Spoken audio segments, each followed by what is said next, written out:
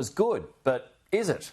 Joining us live this morning is the Shadow IR Minister, Tim Wilson. Tim, your thoughts on that testy exchange?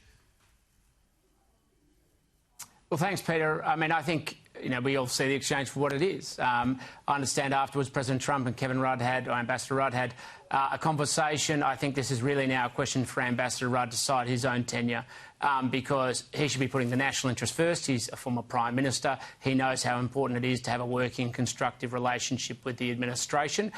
So he's got to make a serious decision and put the national interest first. What's your free advice regarding his tenure? Well, I don't know the details of the conversation that was had afterwards. Certainly, if I had the President of the United States sitting opposite me and telling me that they didn't really like me very much and they never would, I'd seriously question my tenure. But, as I said, there was a conversation, I understand, afterwards. So it's really up to Kevin Rudd to put the national interest first and for him to make that decision, not just in the interest of himself, but for the interests of the government and for the interests of the Commonwealth of Australia. They've signed a critical minerals deal. It's an important deal, and I congratulate them for that. But these things matter in strategic relationship we have, and I expect him to rise to the occasion. Does Kevin Rudd get any marks for any work that he might have done behind the scenes, though, in setting up that minerals deal, and also about the positive comments that Trump made about AUKUS today? Does Rudd deserve any credit for that?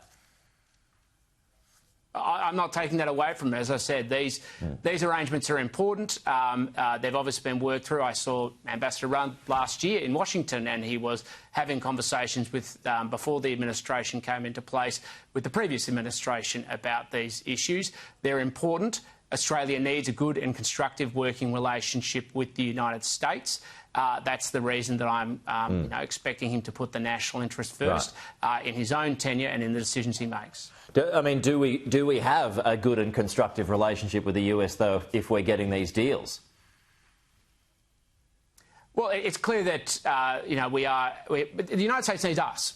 And we need them, and it's a partnership. It has been tested in recent months, but it's not just over the relationship with the ambassador. We've seen it in the context of us really going off kilter on foreign policy in the context of recognition of a Palestinian state.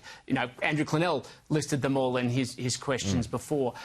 What we need is a constructive relationship, a respectful one. We need to be standing up for our national interest, but it also needs to be one where we're working with an administration to achieve the best interests of our country.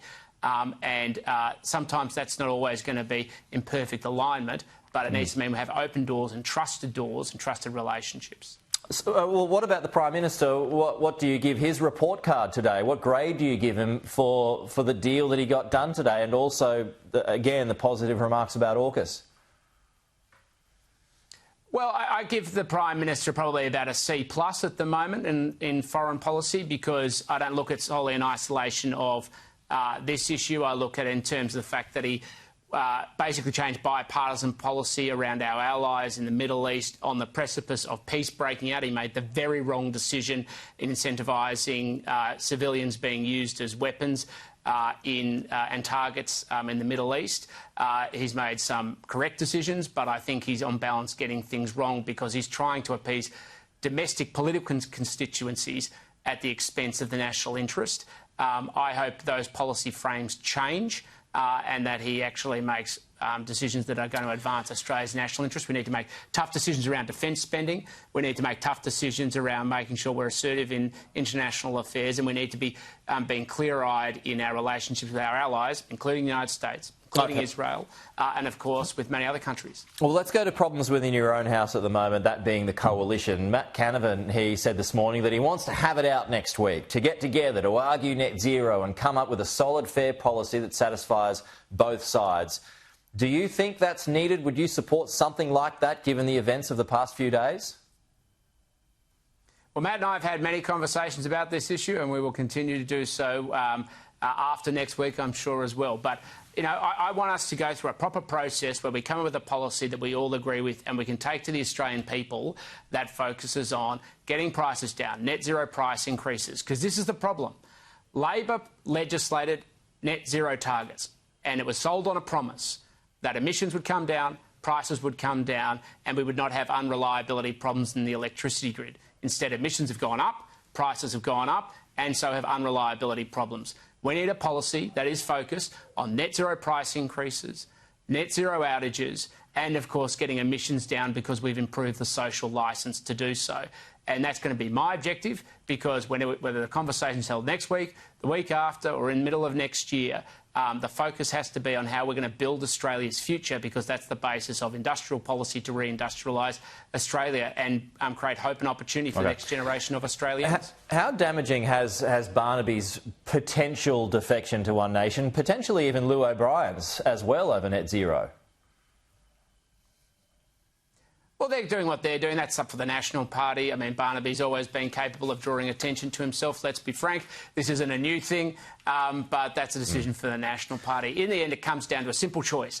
Are we, as a coalition, going to go forward, seeking to put forward a proposition to the Australian community, which is about how we're going to govern the future of the country? Okay. And are we going to project a vision where Australians can see their lives lived through our values? That's what I'm focused on. Just a final one here on, just because you're in Melbourne this morning, Tim.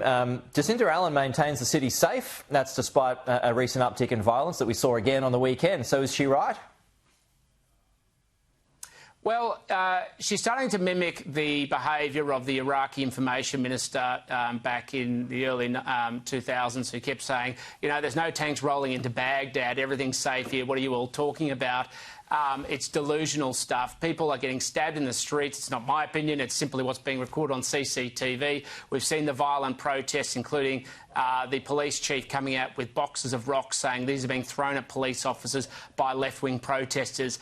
This has got to stop. We actually need zero tolerance for the sorts of crime that's going on.